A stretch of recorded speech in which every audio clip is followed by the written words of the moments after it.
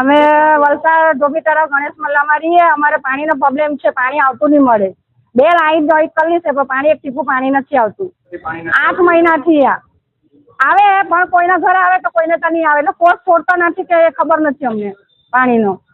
બધા જગ્યાએ કોર્સ ખાત બી બહુ કર્યું, લાઈનમાં ખરાબ પણ તો બી બધે પાણી આવતું નથી.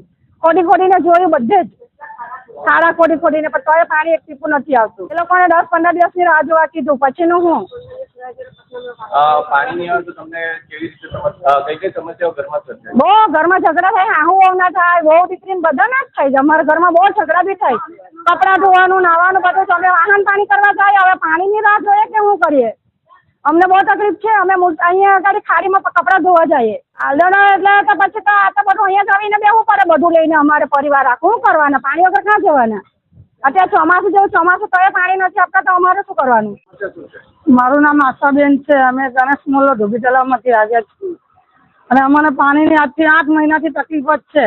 કરવેરો ટેક્સ ભરવા છતાં પણ અમને પાણી મળતું નથી. અને રજૂઆત એવી થઈ જાય કે આજે તમારું કામ થઈ જશે, કાલે કામ થઈ જશે, પણ છતાંય પાણી આવતું નથી. અત્યારે અમે એટલી તકલીફમાં છીએ.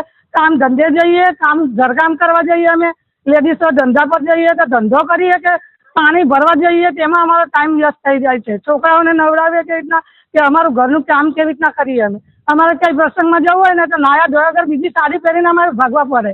પાણી હોય તો નાહીએ ધોઈએ ને ઘરનું કામ પાર પાડીએ અમે. સ્થાનિક કોર્પોરેટર કહે છે કે તમારી સમસ્યાનો હલ થઈ જશે, નવી લાઈન આપી છે તેમાંથી તમે લઈ લેવો અને પાણી આવશે. નવી લાઈનમાં ખોદવા છતાં પણ પાણી આવતું નથી. 8 થી 10 જગ્યાએ ખોદાવ્યું છે છતાં પણ પાણી આવતું નથી. નવી લાઈનમાં બી અમે બધા આજુબાજુના 1, 2, 3, 4 જણને આવી રીતના બધાએ કરી જોયું પણ પાણી આવતું નથી. તો નવી લાઈનમાં ખોદવાનો બી શું મતલબ? તો હવે અમે ક્યાં જઈએ? પાણીનું કહીને અમે કોને વાત કરવા જઈએ? કોઈ જોવા આવે નહીં. પરવીનભાઈ સિવાય કોઈ જોવા આવે નહીં.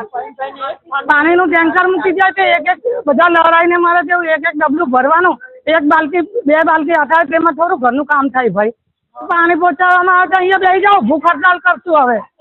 હા, અને અહીંયા ઘર પરિવારને લઈને બેસી જશું, બીજું શું કરવાના હવે?